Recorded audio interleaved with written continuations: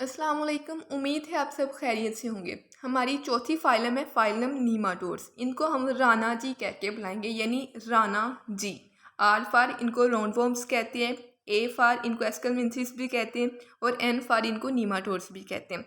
किसी भी फाइलम को जब भी हम स्टार्ट करते हैं सबसे पहले जो चीज़ें उनकी इंपॉर्टेंट होती है उसकी एग्जाम्पल्स होती हैं। पिछली भी सारी फाइलम्स की हम एग्जाम्पल करके हैं, इसकी भी सबसे पहले जो चीज़ करनी है वो क्या है, इसकी एग्जाम्पल्स।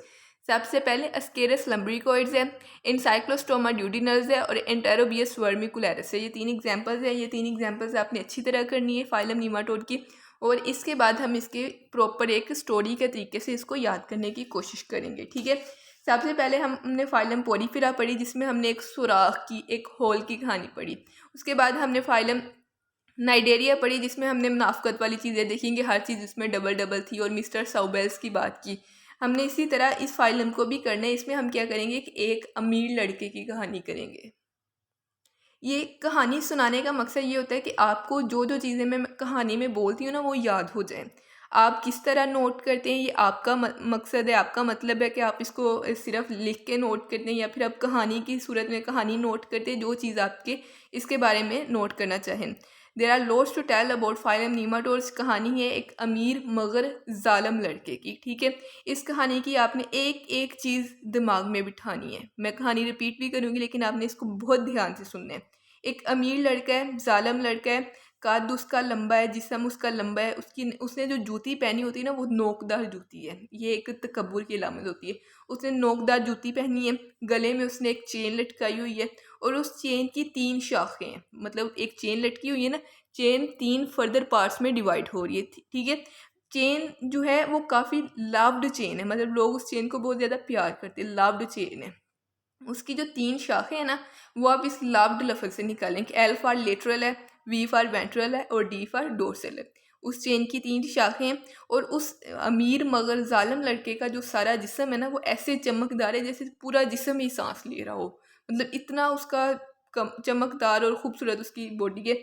और इसके बाद जो उसमें चीज़ है कि वो नोकदार जूती पहन के ऐसे चलता है जैसे कोई बहुत ही मगरूर इंसान हो, काफ़ी अकड़दार और टेढ़ी मेढ़ी सी चाल है उसकी, अकड़ के चलता है, टेढ़ी चाल है उसकी। और उसका जो लिबास है वो बेहद खूबसूरत है। लिबास का जो अगर हम देखें उसका डिज़ाइन क्या है, लिबास के बिल्कुल सामने वाली जो इंटीरियर वाली साइड है ना उस पर एक लाइन बनी हुई है, एक एक खूबसूरत सी लाइन बनी हुई है। और वो बाद में इंटीरियर साइड पे लाइंस, 2 लाइंस हैं, बल्कि उसके जो इंटीरियर साइड है उस पे 2 लाइंस हैं और वो लाइंस बाद में वेंट्रल साइड पे पहुंच के एक लाइन बन जाती है और एंड पे एक बिल्कुल खूबसूरत से पोर से पे जाके ये ख़त्म हो जाती है। ये थी उसकी फ़िज़िकल अपीयरेंस। अगर हम उसकी बात करें, वो जो लड़का है ना वो अपने बाप की कमाई पे नहीं अमीर हुआ बल्कि उसकी अपनी मेहनत है। वो अपनी मेहनत से अमीर हुआ है, इसलिए मतलब इतना वो मगरूर है, हर वक्त अपना मुंह फुलाए रखता है, मतलब एक प्रेशर क्रिएट रखता है कि उसकी एक पर्सनैलिटी का एक प्रेशर, एक दबदबा क्रिएट करता है हर वक्त। और उसके जिस्म के कुछ हिस्सों में पानी भर जाता है जिसकी वजह से उसका जो डाइजेस्टिव सिस्टम है वो काफ़ी कमज़ोर, कह रहे हैं आम अमीरों की तरह घास फूस खा के ही वो गुजारा करते हैं। और उसमें उसकी मतलब उसमें कोई भी नरमी वगैरह, कोई सेंट्रल जैसी कोई भी चीज़ नहीं है और वो अपने जुल्म की वजह से वो मशहूर है। तो ये कहानी है। इस कहानी का मकसद क्या है, सबसे पहले जो मैंने आपको बताई कि सॉरी, उसका जो जिस्म है वो क्या है, लंबा जिस्म है।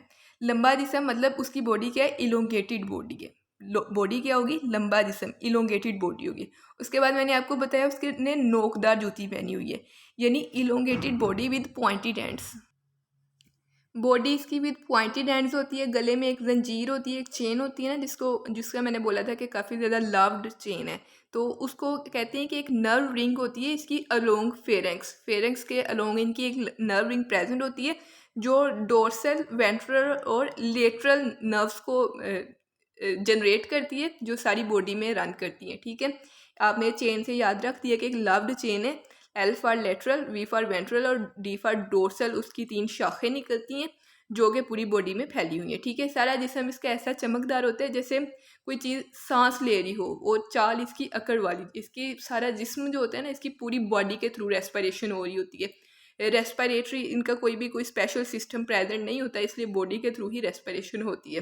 अब अगर हम इसकी चाल की बात करें तो काफ़ी ज़्यादा अकड़दार चाल होती है कि काफ़ी ज़्यादा लहरा लहरा के चलता है, जैसे अनड्यूलेटेड वेव लाइक मोशन होती है, जिसमें कभी कंट्रैक्शन होती है कभी रिलैक्सेशन होती है। ठीक है, तो इसमें ये कंट्रैक्शन और रिलैक्सेशन इस तरह होती है कि इसमें मसल्स होते हैं जिनके 4 बैंड्स होते हैं मसल्स के। 2 बैंड जो होते हैं ना वो डोर्सोलेटरल होते हैं और 2 बैंड जो होते हैं वो वेंट्रोलेटरल होते हैं। और सर्कुलर बैंड कोई नहीं होता, डोर्सोलेटरल होते हैं 2 और 2 वेंट्रोलेटर, यानी इसमें डोर्सो वेंट्रल बैंडिंग होती है। तो इस तरह इनकी बैंडिंग या फिर अनड्यूलेटेड वेव लाइक इनकी मोशन होती है, तो इसलिए इनकी इस तरह की अकड़ती हुई मोशन होती है नीमाटोड्स में। ठीक है, इसके बाद हमने इनके इसके लिबास की बात की थी कि लिबास जो है वो काफ़ी ज़्यादा खूबसूरत है। उसके अंटीरियर जानब 2 केनाल्स आके मिलती हैं और फिर वो वेंट्रल साइड में एक पोर्ट में ख़त्म हो जाती है।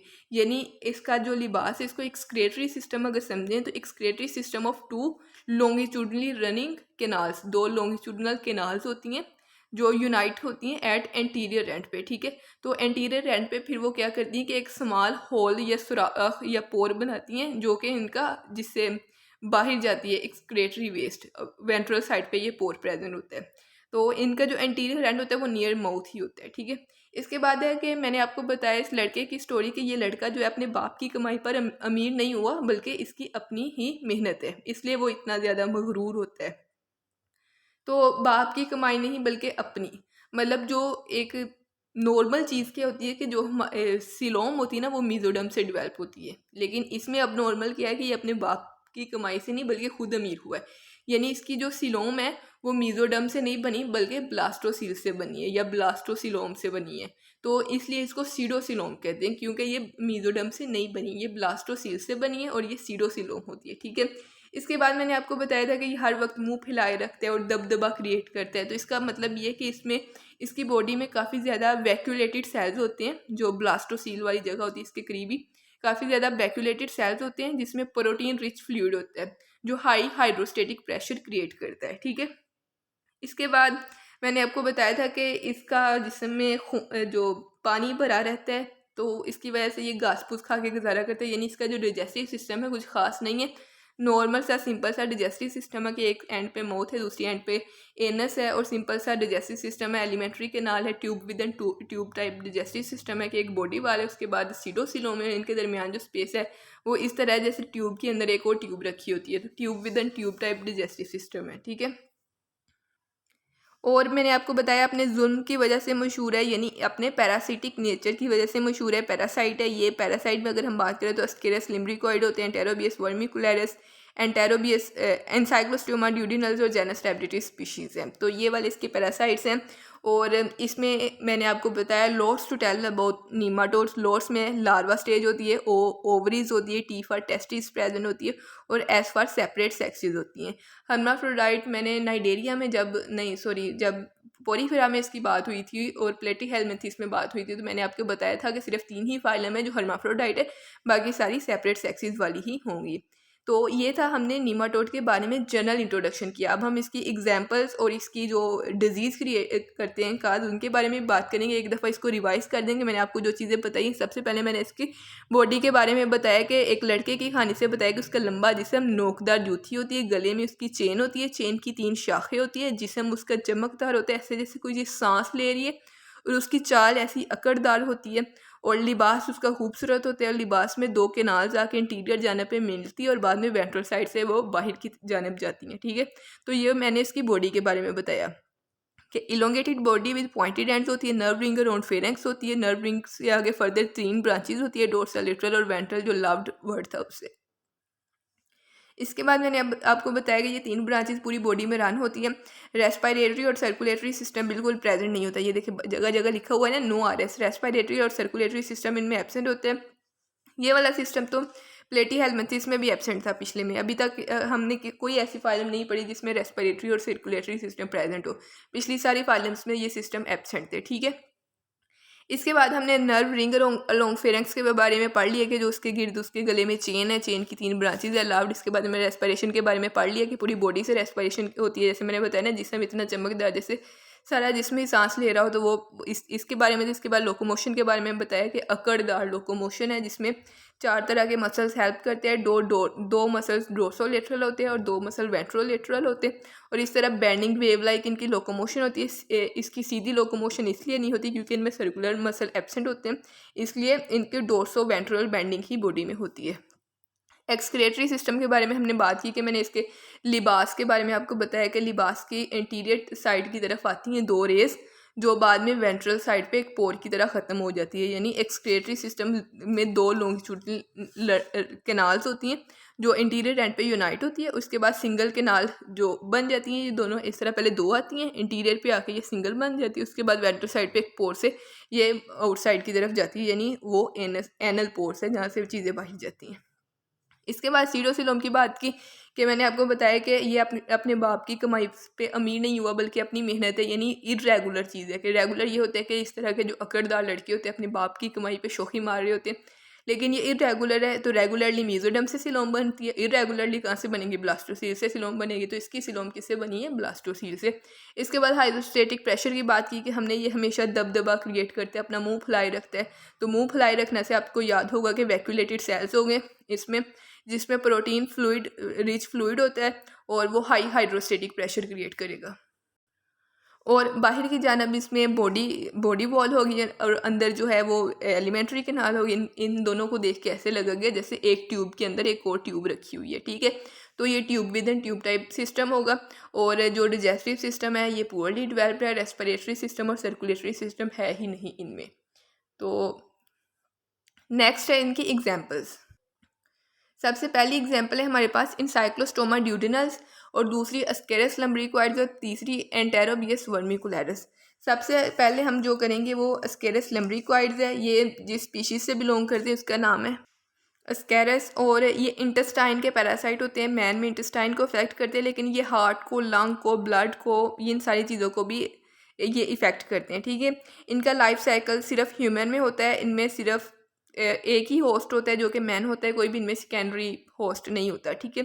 ये स्कैरस लिम्ब्रिकाइड के बारे में सिंपल सी चीज़ें थी, बाकी इन दोनों के बारे में थोड़ी चीज़ें हम ज़्यादा करेंगे। स्कैरस लिम्ब्रिकाइड के बारे में हमने सिर्फ यही किया कि ये मेनली इंटेस्टाइन को अफेक्ट करते हैं, लेकिन हार्ट, लंग, ब्लड को भी इफेक्ट कर सकते हैं। सेकेंडरी होस्ट नहीं होता और सिंपल लाइफ साइकिल होते हैं, ओनली ह्यूमन में ये ऑपरेट करते हैं।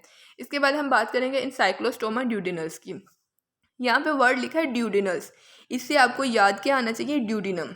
ड्यूडिनम आपको पता है ना, जो इंटेस्टाइन का पार्ट है, स्मॉल इंटेस्टाइन का पार्ट है, तो आपको वो चीज़ याद आनी चाहिए कि इनसाइक्लोस्टोमा ड्यूडिनल्स क्या करते हैं कि ये स्मॉल इंटेस्टाइन में जो विलाई होती है उनको होल्ड कर लेते हैं और विलाई से ब्लड जो है वो सक करना शुरू करते हैं। और ये क्या करता है कि ब्लड को उसकी क्लोटिंग ना हो, तो इसलिए एंटीकोगुलेंट रिलीज़ करता है, जिसकी वजह से अनीमिया हो जाती है और इस तरह जो खून है वो ज़ाया होता रहता है और ग्रोथ पे इफेक्ट होते हैं, सारी चीज़ों पे इफेक्ट होता है। तो इसको आप याद करेंगे map shape. Map shape in cyclostoma duodenales. Map से आप ये करेंगे कि ये मैप जो इसकी सिम्टम्स है कि एम फॉर मेंटल ग्रोथ को ये रिटार्ड करते हैं, ए फॉर अनीमिया कास्ट करते हैं, पी फॉर फिजिकल ग्रोथ को ये रिटार्ड करते हैं, ठीक है। शेप फॉर, एस फॉर ये सक करते हैं ब्लड को फ्रॉम, कहाँ से करते हैं? विलाई से या स्मॉल इंटेस्टाइन से। एच फॉर इसको हुकवॉर्म भी कहते हैं, इन साइक्लोस्टोमा ड्यूडिनल्स को हुकवॉर्म भी कहते हैं। ए फॉर ये अफ्रीका में पाए जाते हैं, एशिया में पाए जाते हैं और यूरोप में पाए जाते हैं, ठीक है। पी फॉर ये प्रिवेंट करता है क्लोटिंग को, यानी एंटी क्लोटिंग, एंटी कोआगुलेंट या एंटी क्लोटिंग एजेंट ब्लड में छोड़ देता है, जिसकी वजह से खून की क्लोटिंग नहीं होती। जिस इंसान में ये चला जाता है उसकी वजह से अनीमिया हो जाता है, ठीक है। तो और विलाई को होल्ड करता है। तो ये चीज़ ऐसी इनसाइक्लोस्टोमा ड्यूडिनल्स के बारे में। अगर हम एंटेरोबियस वर्मिकुलरिस की बात करें तो इसको पिकाई कहते हैं। पिकाई का वर्ड आपने सुना होगा, स्पेशली जो लोग कार्टून देखते हैं उन्होंने तो सुना होगा वर्ड। तो ये पिकाई से है, यानी पी फॉर ये क्या होता है? पिनवॉर्म होता है। सी फॉर कॉस्मोपोलिटन होता है। ए फॉर अमेरिका और यूरोप में होता है। पिछला कहाँ था? अफ्रीका, एशिया और यूरोप, और ये अमेरिका यूरोप में है। और ट्रिपल आई यहाँ पे देखे लिखा हुआ, ट्रिपल आई का मतलब है कि इचिंग काज करते हैं, इंसोमिया काज करते हैं, इन्फ्लेमेशन काज करते हैं। तो ये एंटेरोबियस वर्मिकुलरिस है। इसके बारे में हमने कौन सी चीज़ें देखी? सबसे पहले इसको पिनवॉर्म कहते हैं और एनसाइक्लोस्टोमा ड्यूडिनल्स को हुकवॉर्म कहते थे। ये कॉस्मोपोलिटन है और ये अमेरिका और यूरोप में पाया जाता है, जबकि हुकवॉर्म जो था वो एशिया, अफ्रीका और यूरोप में पाया जाता था। ये इसकी वजह से एनस में खारिश होती है, बहुत ज़्यादा ख़ारिश होती है और जो इन्फ्लेमेशन हो जाती है, जो कोलोन होती है ना, लार्ज इंटेस्टाइन का पार्ट, उसकी इन्फ्लेमेशन हो जाती है। और इसके अलावा लॉस ऑफ एपिटाइट यानी इंसोमिया हो जाता है। ये इसकी 3 सिम्टम्स है। ट्रिपल आई से आप सिम्टम्स याद रखें। और इसके अलावा ये सीकम में होता है, कोलोन में चला जाता है, अपेंडिक्स में। ये इन 3 चीज़ों को ये इफ़ेक्ट करता है। जबकि पिछला जो था वो स्मॉल इंटेस्टाइन के विलाई पार्ट को इफ़ेक्ट करता था, लेकिन उसकी वजह से पूरा बॉडी ग्रोथ जो है वो इफ़ेक्ट होती थी। तो ये थी सारी डिटेल राणा जी के बारे में। अब हम इसको थोड़ा सा दोबारा रिपीट कर लेते हैं। सबसे पहले हमने एक लड़के की स्टोरी पढ़ी। उस लड़के की स्टोरी से सबसे पहले हमने उसका लंबा जिसम इलोंगेटेड बॉडी को याद रखा, नोकदार जूती elongated body with pointed ends याद रखा, गले में एक चेन है यानी नर्व रिंग इन फेरेंक्स याद रखा, उस चेन की 3 लव्ड ब्रांचेज है यानी nerve ring in pharynx give rise to dorsal lateral and ventral branches है जो पूरे जिस्म में फैली हुई है। इसके बाद हमने उसे कहा कि सारा जिस्म उसका चमकदार है, ऐसे जैसे सांस लेता है। रेस्पिरेशन थ्रू बॉडी है, नो रेस्पिरेटरी सिस्टम, अकड़ वाली चाल होती है यानी अनड्यूलेटेड वेव लाइक मोशन होती है। अनड्यूलेटेड इसलिए होती है क्योंकि इनमें सर्कुलेटरी मसल नहीं होते, सिर्फ 4 बैंड होते हैं, 2 तरह के मसल्स, एक डोर्सोलेटरल और एक वेंट्रोलेटरल मसल्स होते हैं इनमें। लिबास के बारे में बात की कि बहुत खूबसूरत, उसको हमने कहा कि ये एक एक्सक्रेटरी सिस्टम है जिसमें 2 लॉन्गिट्यूडनली रनिंग कैनाल्स होती है जो एंटीरियर एंड पे आगे ज्वाइन हो जाती हैं। उसके बाद वो वेंट्रल साइड पे एक कैनाल बन के सिर्फ एक पोर की शक्ल में रह जाती हैं। ठीक है, फिर हमने बोला कि ये अपने बाप की कमाई पे नहीं बल्कि अपनी मेहनत से अमीर हुआ, यानी हमने इसको एक इरेगुलरिटी से तशबीह दी कि सीडोसिलोम होती है इसमें, जो कि मीजोडर्म से नहीं बल्कि ब्लास्टोसील से बनी है। फिर हमने कहा कि ये हर वक्त मुंह फैलाए रखता है, तो इसको हमने वैक्यूलेटेड सेल से तशबीह दी। फिर इसके बाद हमने कहा कि दबदबा क्रिएट करता है कि वैक्यूलेटेड सेल्स में प्रोटीन रिच फ्लूइड होता है जिसकी वजह से हाई हाइड्रोस्टेटिक प्रेशर क्रिएट होता है। इसके बाद हमने कहा कि इसका जो खाना है वो सिंपल घास-फूस ही खाता है, यानी इसका डाइजेस्टिव सिस्टम बहुत सिंपल है, कम्प्लेक्स डाइजेस्टिव सिस्टम नहीं है। स्पेशली जब हम बात करेंगे ना पैरासाइट की, तो पैरासाइट में तो बिल्कुल सिंपल सा डाइजेस्टिव सिस्टम है। इसके बाद इसमें सर्कुलेटरी और रेस्पिरेटरी सिस्टम नहीं होता। एक्सक्रेटरी एंड जो होता है वो मौत के करीब होता है और इसमें एक ही सेंस ऑर्गन होता है जिसको हम पपीला कहते हैं। ठीक है, इसके बाद हमने बोला है अपने जुल्म की वजह से मशहूर होता है यानी important due to its parasitic nature. और इसके बारे में हमने कहा कि loads to tell about it. Loads larva stage होती है, ओवरीज होती हैं, टेस्टीज होती हैं, सेपरेट सेक्सेस होती हैं। तो आपने जब इसको सारा नोट करना है ना, आपने कहना है loads to tell about Rana ji. तो R for roundworm, A for aschelminthes, N for nematodes, तो ये भी याद हो जाएगा, लोड्स भी याद हो जाएगा कि ये 4 चीज़ें इनमें एक्स्ट्रा होती हैं। इसके बाद हमने एनसाइक्लोस्टोमा ड्यूडिनल्स की बात की, एंटेरोबियस वर्मिकुलरिस की बात की। एनसाइक्लोस्टोमा ड्यूडिनल्स में हमने मैप शेप की बात की और एंटेरोबियस वर्मिकुलरिस में हमने पिकाई की बात की। जो एनसाइक्लोस्टोमा ड्यूडिनल्स था वो एशिया, अफ्रीका और यूरोप में था, जबकि जो हमारा दूसरा था एंटेरोबियस वर्मिकुलरिस वो अमेरिका और यूरोप में था। एनसाइक्लोस्टोमा ड्यूडिनल्स विलाई को होल्ड करता था, जबकि वो सीकम, कोलोन और अपेंडिक्स तीनों चीज़ों को अफेक्ट करता था। उसमें उसकी सिम्टम्स ट्रिपल आई थी यानी इचिंग होती थी, इन्फ्लेमेशन होती थी, इंसोमिया होती थी, इंसोमिया यानी लॉस ऑफ एपेटाइट होती है। और एनसाइक्लोस्टोमा ड्यूडिनल्स की सिम्टम्स में क्या आता है कि इसमें मैप यानी मेंटल ग्रोथ जो होती है वो रुक जाती है, फिजिकल ग्रोथ रुक जाती है और अनीमिया काज होता है। तो ये था राणा जी यानी नीमाटोड्स के बारे में जनरल सा इंट्रोडक्शन। इसके बारे में आपकी असाइनमेंट है यही कि आपने इसके एटलीस्ट 25 एमसीक्यूज इसी टॉपिक में से लाइन्स को घुमा के 25 एमसीक्यूज बना के हमें सेंड करने हैं। और कुछ एमसीक्यूज हम नेक्स्ट लेक्चर में हम खुद भी शेयर कर देंगे आपके साथ, एमसीक्यू समझा भी देंगे। और इसको किस तरह याद करना है ये आप पे डिपेंड करते हैं। अच्छी तरह याद करना है, याद करने में सबसे पहले आपने इसकी एग्जांपल्स को याद करना है, उसके बाद बाकी सारा प्रोसेस याद करना है। और जो मैंने आपको कहानी सुनाई उसको दिमाग में रखना है। कहानी का यही मतलब होता है कि चीज़ें आपके दिमाग में हमेशा के लिए फिट हो जाएँ। अगर आप कोई निमोनिक बना के या किसी ट्रिक के साथ याद करेंगे तो ये आपके लिए ज़्यादा देर तक याद रहने वाला नहीं होता, क्योंकि आपको ट्रिक भी याद करनी पड़ेगी। लेकिन कहानी जो होती है ना ये हमारे दिमाग में ईजिली फिट हो जाती है। तो जज़ाकल्लाह, थैंक यू वेरी मच। अल्लाह ताला कामयाब करे आप सबको।